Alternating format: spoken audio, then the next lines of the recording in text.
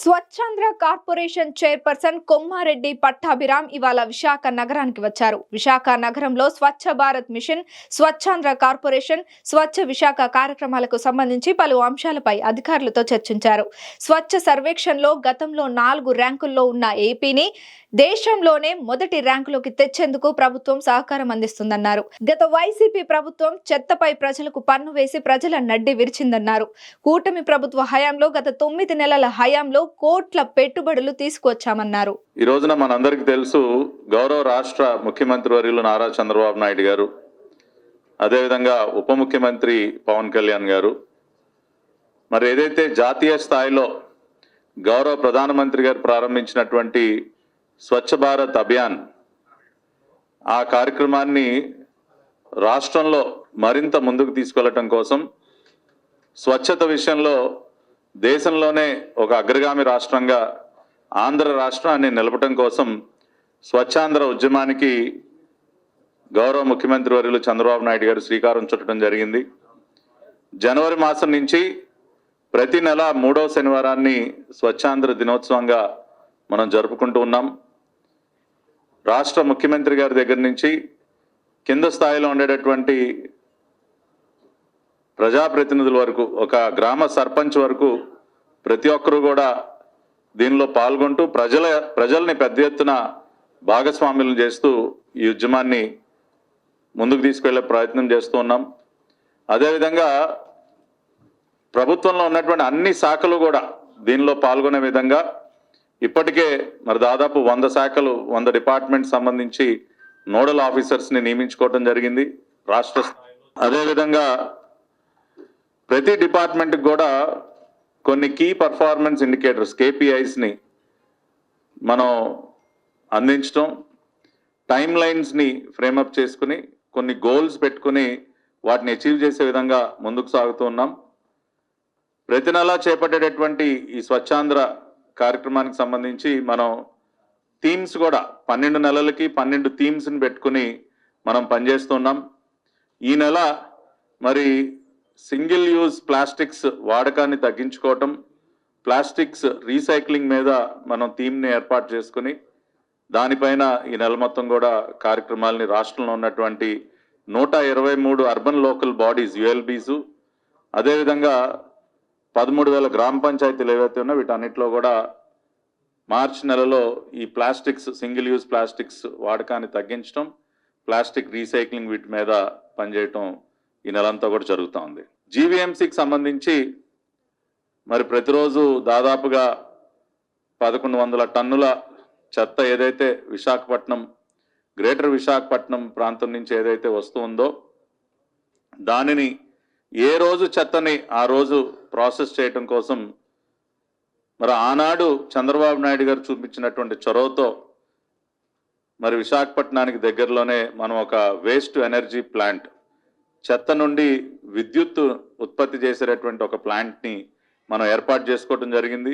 15 మెగావాట్ల విద్యుత్ని, అది నిరంతరాయంగా అక్కడ విద్యుత్ ఉత్పాదన అనేది జరుగుతుంది. ప్రతిరోజు కూడా దాదాపు 1100 టన్నుల చెత్తని అక్కడ ప్రాసెస్ చేసి 15 మెగావాట్ల విద్యుత్ని కూడా ఉత్పత్తి చేస్తూ ఉన్నాం. చంద్రబాబు నాయుడు గారు ముందు చూపుతో 2014-19 మధ్య ఆయన ముఖ్యమంత్రిగా ఉన్న సమయంలో ఆయన ముందు చూపుతో ఈ ప్లాంట్ ఏర్పాటుకి శ్రీకారం చుట్టడం వల్ల ఇవాళ ఈ ప్లాంట్ అనేది జిందాల్ సంస్థ ఏదైతే నిర్మించిందో ఈ ప్లాంట్ మనకు అందుబాటులోకి వచ్చింది. చంద్రబాబు నాయుడు గారు ఒక విజనరీ లీడర్ అని మనం ఏదైతే అనుకుంటామో దానికి ఒక ప్రత్యక్ష ఉదాహరణ ఇక్కడ ఉన్నటువంటి వేస్ట్ ఎనర్జీ ప్లాంట్. అదే గనక ఇవాళ అందుబాటులో లేకపోతే విశాఖపట్నంలో మహానగరంలో గ్రేటర్ విశాఖపట్నం పరిధిలో నుంచి వచ్చేటటువంటి ఈ 1100 టన్నుల చెత్త ఏదైతే ఉందో అది మొత్తం కూడా ఎక్కడికక్కడ డంపింగ్ యార్డులకు చేరేటటువంటి పరిస్థితి. దాని నుంచి ఒక శాశ్వత పరిష్కారాన్ని ఇవాళ చంద్రబాబు నాయుడు గారు దానికి సంబంధించి అందించడం, అదేవిధంగా చెత్త మీద పన్ను వేసినటువంటి గత ప్రభుత్వం, చెత్త ప్రభుత్వం అని ప్రజలందరూ కూడా దాన్ని ఈ రోజున చెత్త కుండీలో విసిరేశారు. చెత్త మీద పన్ను వేసి దాదాపు 85 లక్షల టన్నుల చెత్తని మన రాష్ట్రంలో ఎక్కడికక్కడ వదిలేసి వెళ్ళిపోవటం జరిగింది.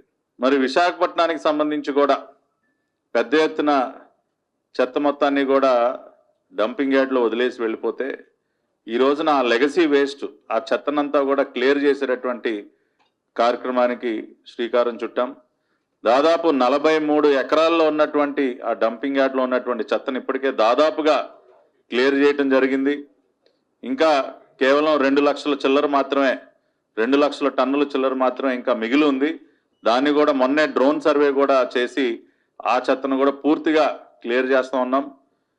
ఇవాళ చంద్రబాబు నాయుడు గారి ప్రభుత్వం చేసినటువంటి కృషి వల్ల, ఎన్డీఏ కూటమి ప్రభుత్వం రాష్ట్రంలో చేపడుతున్నటువంటి ఈ స్వచ్ఛతా ఉద్యమం వల్ల విశాఖపట్నం నగరానికి దగ్గరలో ఉన్నటువంటి 43 ఎకరాల్లో ఉన్నటువంటి డంపింగ్ యార్డ్ని పూర్తిగా క్లియర్ చేయటమే కాకుండా ఆ ల్యాండ్ని, ఆ భూమిని మొత్తాన్ని కూడా మళ్ళీ రీక్లెయిమ్ చేసి అక్కడ ఒక గ్రీన్ బెల్ట్ మొక్కలు నాటే కార్యక్రమానికి కూడా అక్కడ శ్రీకారం చుట్టాం. ఇవాళ ఈ ప్రభుత్వానికి ఉన్నటువంటి చిత్తశుద్ధికి ప్రత్యక్ష నిదర్శనం విశాఖపట్నంలో మేము క్లియర్ చేస్తున్నటువంటి ఆ డంపింగ్ యార్డ్. ఈ ప్రభుత్వం కనుక అటువంటి చొరవ చూపించకపోయి ఉంటే ఇంకా అక్కడ ఇంకా కొన్ని లక్షల టన్నుల చెత్త పేరుకుపోయి ఉండేటటువంటి పరిస్థితి ఏర్పడేది. డంప్ యార్డ్ ఫ్రీ స్టేట్ గా ఆంధ్ర రాష్ట్రాన్ని నిలపాలి అన్నది చంద్రబాబు నాయుడు గారి యొక్క ఆకాంక్ష. రాష్ట్రంలో ఎక్కడా కూడా డంపింగ్ యార్డ్ అనేది కనపడకూడదు. ఉన్నటువంటి డంపింగ్ యార్డ్స్ అన్నిటినీ కూడా క్లియర్ చేసి వాటిని గ్రీన్ స్పేసెస్ గా, అవి పార్క్స్ గా కానివ్వండి, గ్రీన్ బెల్ట్స్ గా కానివ్వండి, మొక్కలు నాటి వాటన్నిటినీ కూడా గ్రీన్ స్పేసెస్ గా మార్చాలన్నది కూటమి ప్రభుత్వం యొక్క లక్ష్యం. దానిలో భాగంగానే విశాఖపట్నంలో 43 ఎకరాల భూమిని, చెత్తతో నిండినటువంటి భూమిని వాళ్ళ పచ్చగా మారుస్తా ఉన్నాం. అక్కడ మొక్కలు నాటే కార్యక్రమం కూడా ప్రారంభిస్తూ ఉన్నాం. నేను కూడా కొద్దిసేపటి తర్వాత ఆ ప్రాంతానికి వెళుతూ ఉన్నాను. అంతేకాకుండా చెత్త నుండి సంపద సృష్టించేటటువంటి కార్యక్రమం ఇవాళ విశాఖపట్నం మహానగరంలో దాదాపుగా ఒక 6-7 చోట్ల RRR సెంటర్స్, ఏదైతే మనం రెడ్యూస్, రీయూజ్, రీసైకిల్ సెంటర్స్ అంటాం, రీసైక్లబుల్స్ని వేరు చేసి వాటి ద్వారా మనం సంపద సృష్టించే కార్యక్రమం ఏదైతే ఉందో, ఇవాళ ప్రపంచవ్యాప్తంగా రీసైక్లింగ్ అనేది పెద్ద ఎత్తున ప్రతి దేశంలో కూడా చేపడుతూ ఉన్నారు. సర్క్యులర్ ఎకానమీ అనేది ఇవాళ ప్రతి దేశంలో కూడా ఖచ్చితంగా అమలు చేయాల్సినటువంటి ఒక విధానంగా మారిపోయింది. ఇవాళ దేశంలో గౌరవ ప్రధానమంత్రి నరేంద్ర మోడీ గారు లైఫ్ అనేటటువంటి ఒక ఇనిషియేటివ్ని ముందుకు తీసుకెళ్తున్నారు. మన రాష్ట్రంలో చంద్రబాబు నాయుడు గారు కూడా ఈ స్వచ్ఛత పైన, సస్టైనబుల్ వేస్ట్ మేనేజ్మెంట్ సొల్యూషన్స్ పైన పెద్ద ఎత్తున వారు దృష్టి పెడుతున్నారు.